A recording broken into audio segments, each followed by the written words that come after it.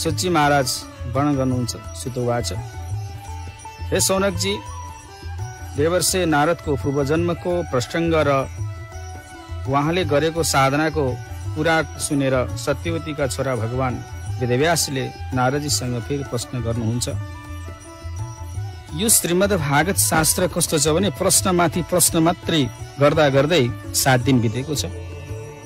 तपाईहरू पनि प्रश्न गर्न चाहनुहुन्छ भने समय मिलाएर एउटै मर्यादा छ।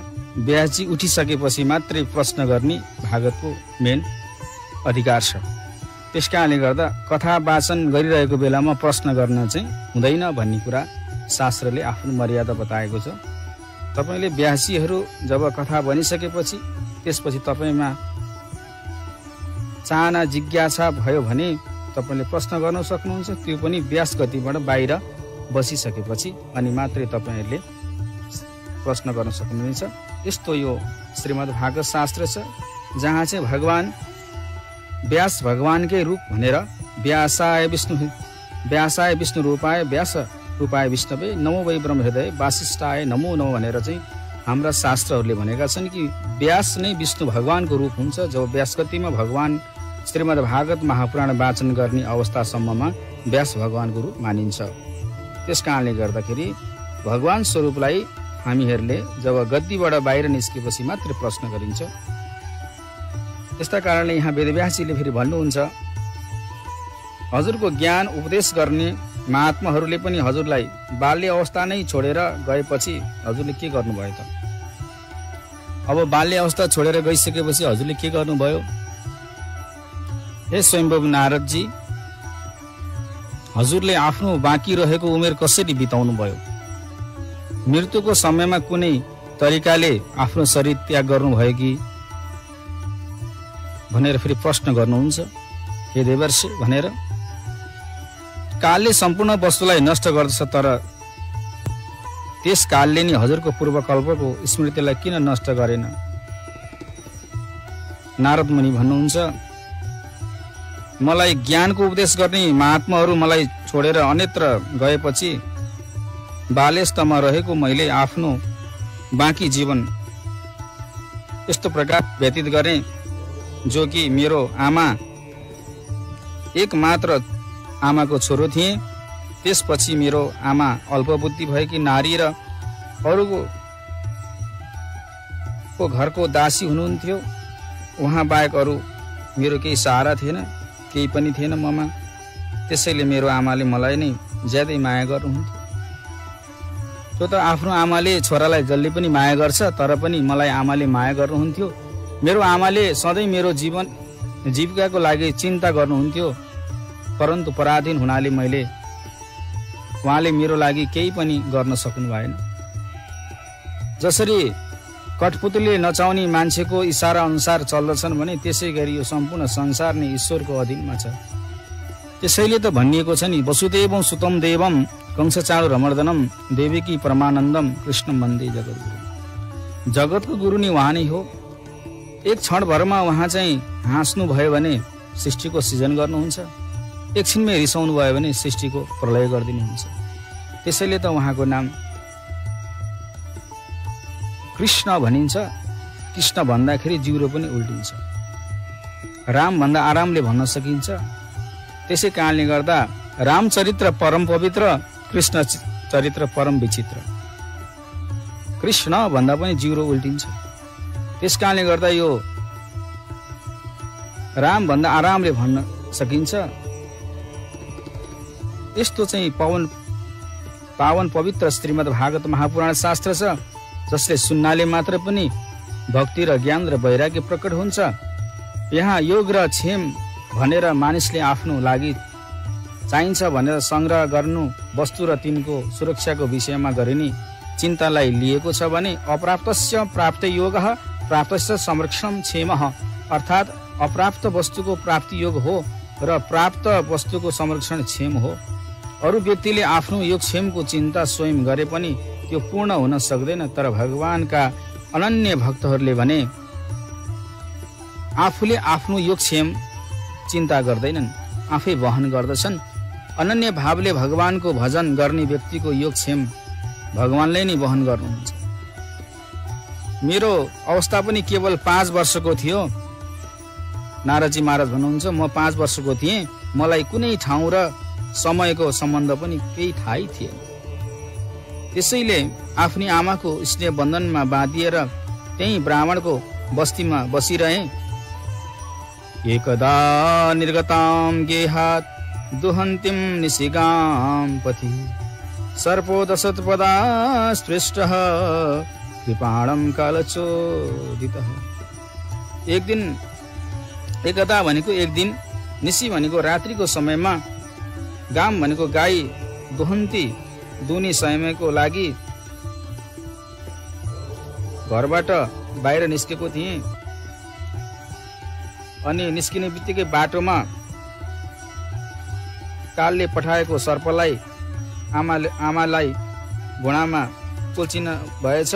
आमाले त्यसपछि कुल्चिसकेपछि आमालाई सर्पले डस्यो र आमाको मृत्यु भइहाल्यो। तत्पश्चात मैले आमाको मृत्यु भएको त्यो दुःखद घटनालाई लिएर मैले यो भक्तको भलो चाहनेवाला भगवान मलाई नै ठुलो कृपा गर्नु भएको हो भन्ने ठाने र त्यो ठाउँ छाडेर म उत्तर दिशातिर लागेँ। उत्तर दिशातिर लाग्दा त्यहाँ चाहिँ बाटोमा हिँड्दा हिँड्दै मेरो शरीर इन्द्रियहरू अत्यन्त शिथिल हुन थाले। मलाई ज्यादै भोक र तिर्खा पनि लागेको थियो। त्यसैले म एउटा नदीको नजिकमै पुगेँ। मैले त्यो तलाउमा स्नान गरेँ।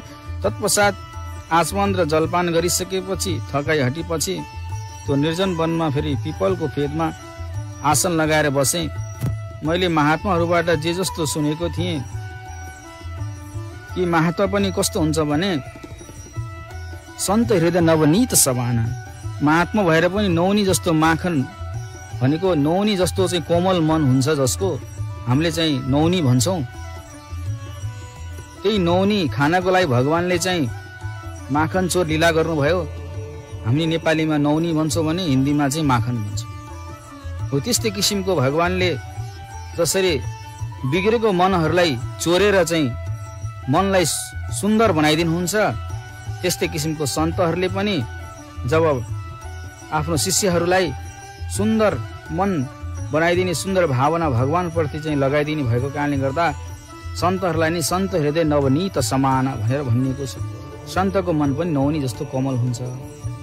यसरी ती महात्माहरूबाट जे जस्तो सुनेको थिएँ त्यस्तै परमात्माको स्वरूपलाई मनन गर्दै ध्यान गर्दै गर्न लागेपछि मलाई फेरि भक्तिभावबाट भसीभूत चित्तद्वारा भगवानका चरण कमलको ध्यान गर्दा गर्दै भगवत प्राप्तिको उत्कण्ठा इच्छाले मेरो आँखाबाट चाहिँ फेरि आँसु आउन लाग्यो र हृदयमा बिस्तारै बिस्तारै भगवान श्रीहरिको प्रकट हुनुभयो।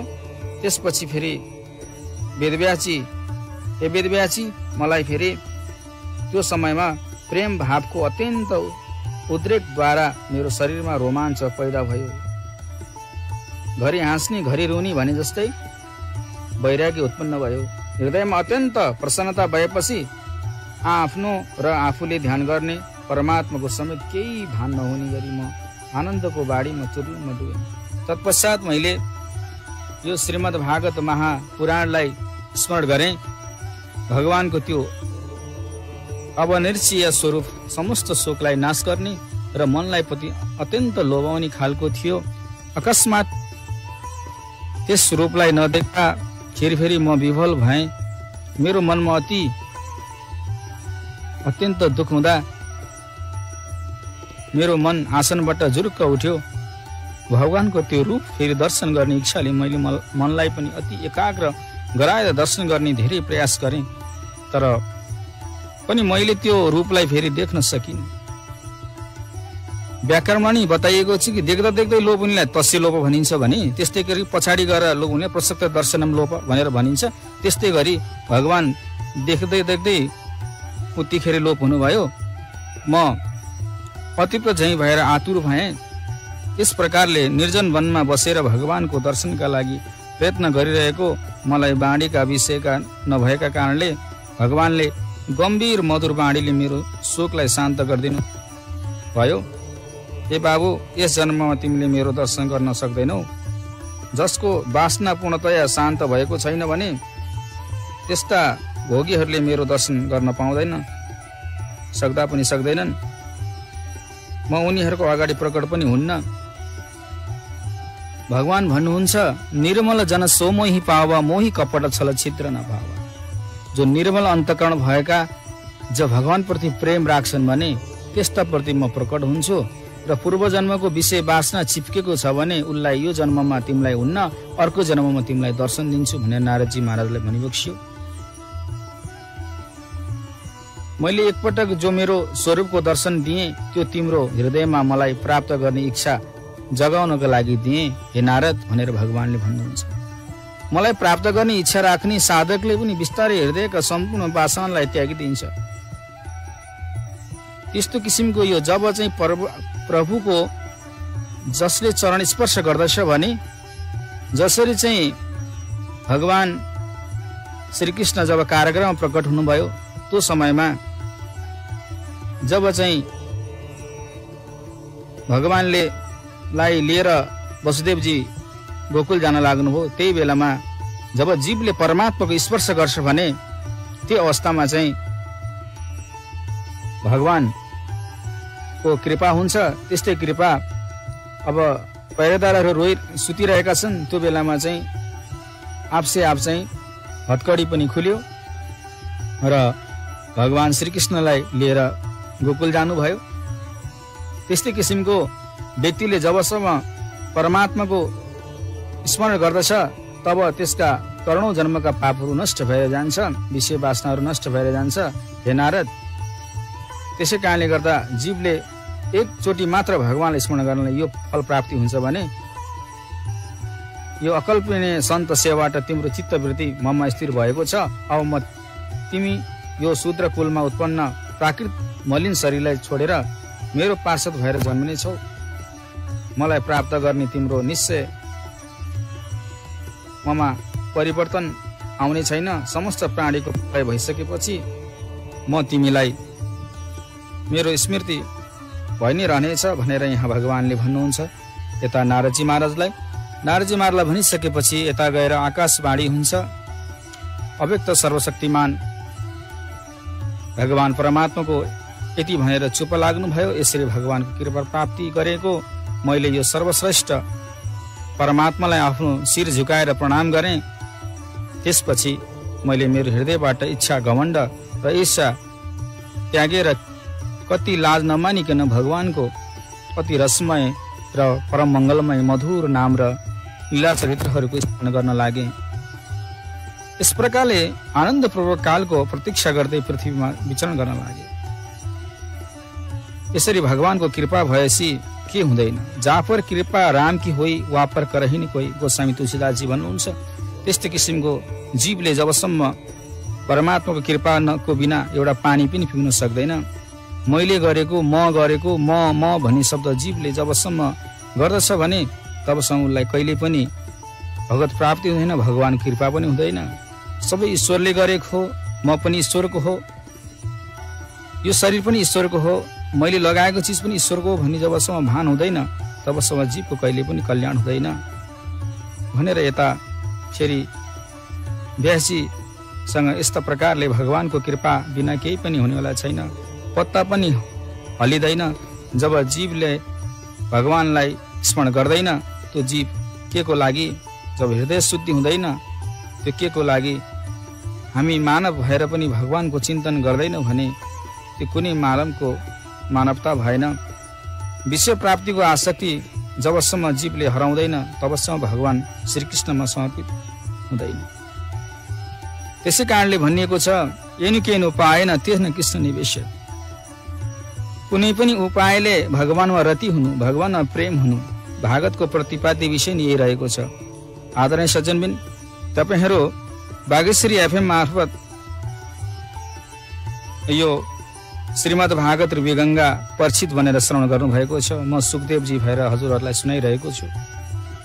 र जब चाहिँ तपाईहरूले पनि जब 5 बज्न थाल्छ तब चाहिँ बागेश्वरी एफएम बाट चाहिँ यो भागवत कथा सुरु हुन्छ भनेर कान खोलेर भए पनि रेडियो पनि अन गरेर भए पनि कानलाई रसायन गराउनु हुने मैले पूर्ण आशा लिएको छु।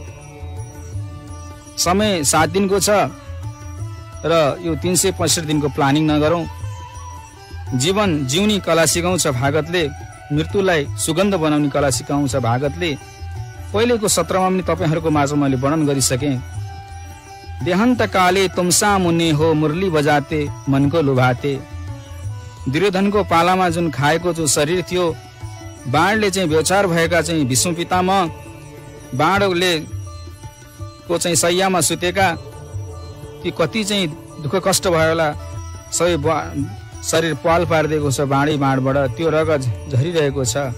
जबसम्म कन्हैया कृष्णजी आउनुहुन्न तबसम्म मेरो शरीरको चाहिँ गत प्राण हुँदैन, मेरो शरीर मैले छोड्दिनँ भनेर भगवानको दर्शन नपाइकिन भनेर उत्तरायणको समय आयो, भगवान श्री कृष्ण आउनुभयो अनि मात्रै उहाँको देहान्त भयो भन्ने कथा हामी श्रवण गर्छौं। जबसम्म भगवानमा शरणागति स्वीकार गर्दैनौं, जबसम्म एउटा सामान्य कुकुरले पनि एउटा डोरी लगाएर यो मेरो कुकुर हो भनेर चाहिँ घर घरमा हामी डुराएर हिँड्छौं, त्यस्तै किसिमको जबसम्म हामी वैष्णव बन्दैनौं, गलामा कण्ठी धारण गर्दैनौं। प्रमाण के हो त भन्दाखेरि वैष्णवको चिन्ह नै कण्ठी हो। जबसम्म वैष्णवता ग्रहण नगर्दासम्म भागवत श्रवण नगर्नु भन्छ। यहाँ 12 तिलक छ अनि जसले मासु खाँदैन, जसले चाहिँ लसुन प्याज खाँदैन, ती व्यक्तिहरूले यो श्रीमद् भागवत श्रवण गर्नाले पुण्य फल प्राप्त हुन्छ भनेर शास्त्रले वर्णन गरेको छ। समय भएपछि हामीले 5 वर्षदेखि भगवानमा मन लगाउनु पर्छ भनेका छौं, तर अहिले हाम्रो रीतिरिवाज के छ भने 49-50 लागेपछि या 55 लागेपछि चाहिँ हामीले चाहिँ बल्ल धर्मतिर लाग्नुपर्छ भनेर हामी भन्छौं। सानो उमेरदेखि नै गरिएन भने बुढापा आउँछ, बुढापाले भज गोविन्द मूढ मते, लौरीको सारा लिने कि भगवानको माला लिने।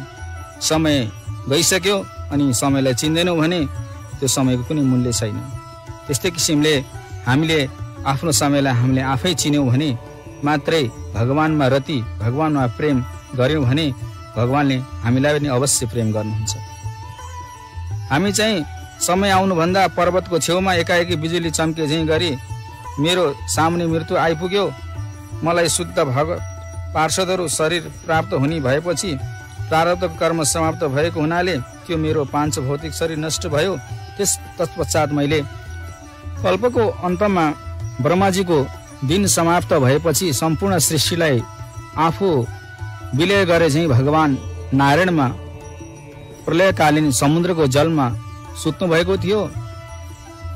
समुद्र पनि कस्तो समुद्र थियो भन्दाखेरि दूधको समुद्र, नारायण अयन, जो कि दूधको समुद्रमा शयन गर्ने भएको कारणले गर्दाखेरि नारायण, जो कि समुद्र छ, जल छ, जल भित्र पनि दूध छ, यस्तो चाहिँ दूध भित्र शयन गर्नु भएका भगवान श्री नारायण हुनुहुन्छ। यता ब्रह्माजीको त्यो श्वाससँगै यता 1000 चतुर्युग बितेपछि फेरि जब ब्रह्माजी जन्मिनु भयो र सृष्टि गर्ने इच्छा गर्नुभयो, त्यस समयमा ब्रह्माजीका प्राण आदि इन्द्रियहरूबाट मरीचि आदि ऋषिहरूका साथ म आफू पनि उत्पन्न भएँ।